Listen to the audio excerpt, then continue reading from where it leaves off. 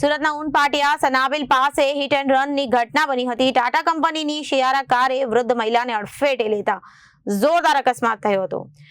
તે સેંધાની નિર્મલાબેન ગંભીર રીતે ઇજાગ્રસ્ત થયા હતા। ઘટના સ્થળેથી તાત્કાલિક 108 એમ્બ્યુલન્સ મારફતે સુરત સિવિલ હોસ્પિટલ ખસેડાયા હતા। ટાટા કંપનીની શિયારા કારે વૃદ્ધ મહિલાને અડફેટે લેતા જોરદાર અકસ્માત નોંધાયો હતો અને સેંધાની નિર્મલાબેન ગંભીર રીતે ઇજાગ્રસ્ત થતા ઘટના સ્થળેથી તાત્કાલિક 108 એમ્બ્યુલન્સ મારફતે તેમને સુરત સિવિલ હોસ્પિટલ ખસેડવામાં આવ્યા હતા, પરંતુ હોસ્પિટલ પહોંચતા તબીબોએ નિર્મલાબેનને મૃત જાહેર કર્યો હતો।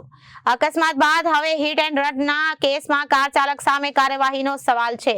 ઘટનાની જાણ થતાં જ ભેસ્તાન પોલીસ દોડતી થઈ અને ઘટના સ્થળે પહોંચી ગઈ। પોલીસે સમગ્ર મામલે આગળની કાર્યવાહી હાથ ધરી અને તપાસ શરૂ કરી છે। ઉનપાટિયા સનાબિલ પાસે બનેલી આ જીવલેણ ઘટનાએ ફરી એકવાર રસ્તા પરની બેદરકારી સામે સવાલો ઊભા કર્યા છે।